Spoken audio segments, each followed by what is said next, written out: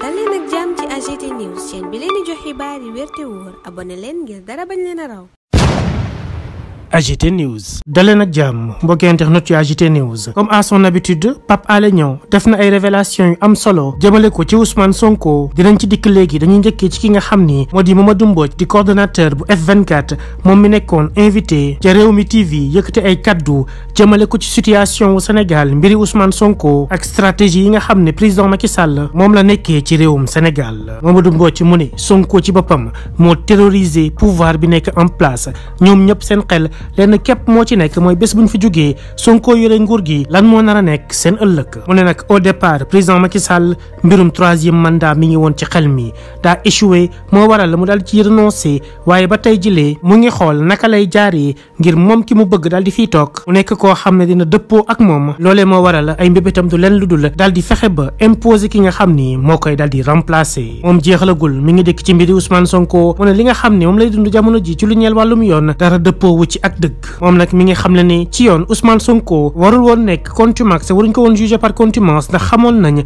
fi mu nekkoon jamono jooju waaye li mu jàpp mooy lenn mooy seen ab mbébét mooy fexe ba xañ ko bokkam ci élection présidentielle yaatum 2024. moom Mamadou Mbodj mu ne seen kuréel googule di F24 dañuy xeex ngir lépp loo xam ni da di ak yelleefu doomu aadama yi ñu dal di koy delloowaat ci réewum Sénégal ndax lépp la ñu confisqué lépp luy liberté jamono ji dañ ko daal di tënk ñeel wàllum wax sa xalaat ñeel itam wàllum dajaloo ak manifester lépp loo xam ni daf laa neexul ci sa am réew. ba tax na nee na ñoom dinañ xeex ngir képp kuy candidat rek mën a bokk ci élection présidentielle yu atum 2024 dalee ko ci Ousmane Sonko ba si képp koo xam ne rek bëgg nga cee daal di participer. ci mbir moomule la ñuy demee ci kàddu yi nga xam ni Pape Alé Niang daal di na koy yëkkati jëmale ko ci Ousmane Sonko li mu nekk ci loxoy yoon jamono ji ñu toll nii ak lu ñeel wàllum participation ci élection présidentielle yu atum 2024 moom Pape Alé Niang mu ne li ñu bëgg a defal Ousmane Sonko ñaari mbir la benn bi di liberté provisoire beneen bi di grâce présidentielle. nee na nag liberté provisoire bi dañ ko jublu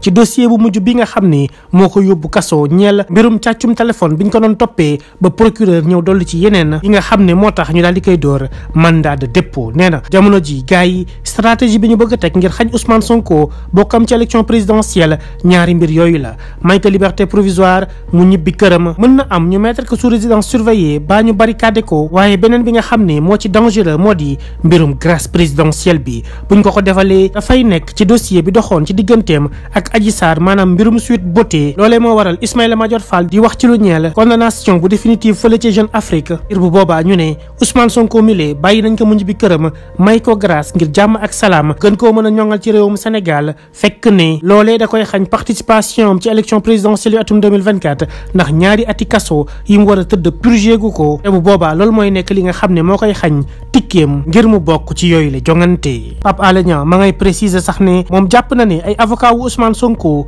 yëgaguñu mbir mu ni mel mu ngi xam ne ne stratégie la boo xam ne président Macky Sall mi ngi am ay nit ñu ciy waxtaana la ngir mën a xañ Ousmane Sonko participation ma ci élection présidentielle yu atum 2024. noonu lay demee am déet ndax révélation yu Pape Alé Niang yilee acte yi état bi nar a posé dina ko daal di firndeel am déet yàggatul lépp dina leer waaye ndaw yi Sénégal li ëpp ci ñoom li ñuy sàkk mooy participation yu Ousmane Sonko ci élection présidentielle yu atum 2024 fépp fu ñu dem moom la ñuy way turam la ñuy daal di tuddoo nemmeeku nañ lu ni mel ci stade yi maanaam ci nawetaan yi nga xam ne jeunes yëpp ñu ngi ciy yëngu ci gox-goxaat yi ba ñuy way saasu ne turu Ousmane Sonko.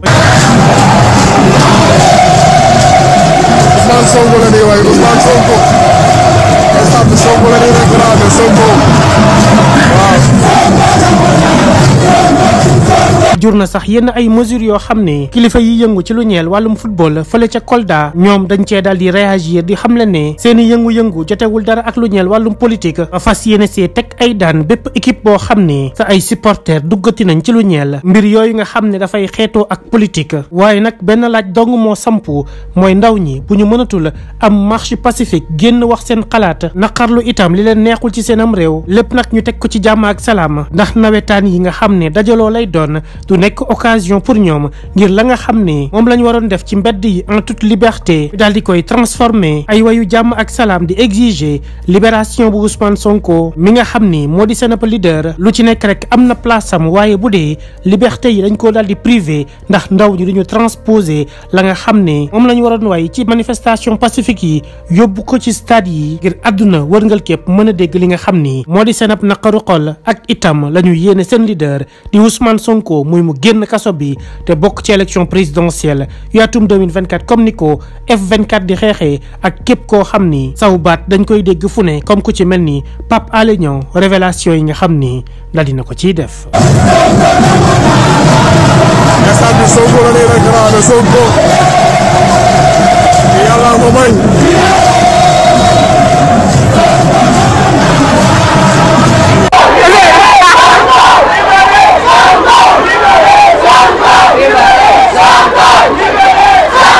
AGT News. Amis internautes d'AGT News, bienvenue. Les révélations de Pape Alé Niang sur le cas Ousmane Sonko et la nouvelle stratégie du président Macky Sall pour l'empêcher d'être candidat à l'élection présidentielle de 2024. Mais d'abord, commençons par Mamadou Mbodj, coordonnateur du F24 qui a été l'invité à Rewmi TV et qui est revenu sur la situation actuelle du Sénégal, notamment celle d'Ousmane Sonko avec sa situation de contumace dont il n'est pas d'accord car selon lui, l'État savait bel et bien où se trouvait Ousmane Sonko au moment du procès, donc il pouvait aller le chercher et ne pas le juger par contumace. Mamadou Mbodj d'ajouter Ousmane Sonko terrorise réellement le pouvoir car ces derniers sont dans un calcul au quotidien en ce qui concerne leur lendemain une fois qu'ils auront cédé le pouvoir et qu'Ousmane Sonko devient le président de la République du Sénégal. Toujours selon Mamadou Mbodj, c'est ce qui a conduit à la dissolution du PASTEF, mais Macky Sall a échoué sur son projet de 3e mandat, mais toujours il continue à vouloir imposer son remplaçant et qu'au Sénégal les libertés sont confisquées,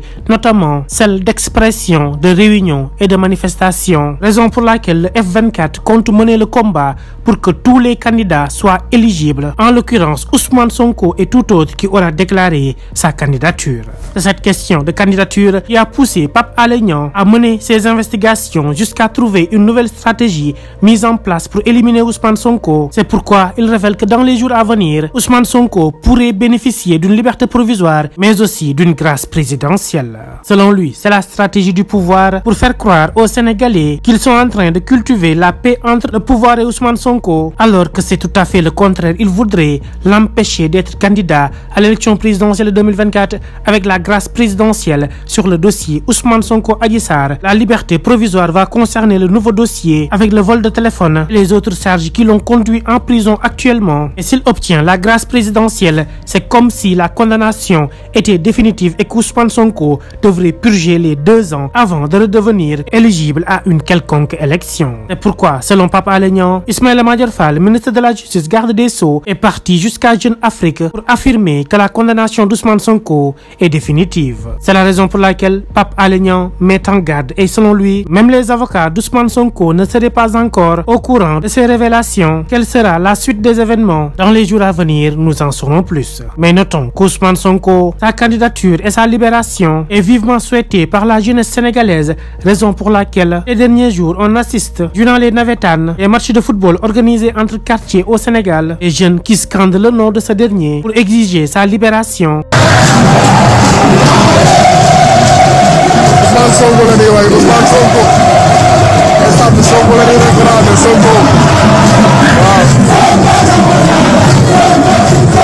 Un phénomène noté partout dans le Sénégal, raison pour laquelle les autorités du football dans la zone de Kolda rappellent que des chansons à connotation politique sont interdites et que cela pourrait faire l'objet d'amendes ou de suspension pour certaines ASC. Nombreux sont ceux qui se posent la question à savoir si toutes les manifestations pacifiques sont interdites au Sénégal. Les jeunes ne vont-ils pas profiter des situations de rassemblement comme le stade pour y exprimer leurs sentiments d'affection à Ousmane Sonko et de désaccord par rapport à sa détention? Cela confirme les dires de Mamadou Mbodj de F24 qu'au Sénégal, les libertés sont confisquées, notamment celles d'expression, de réunion et de manifestation.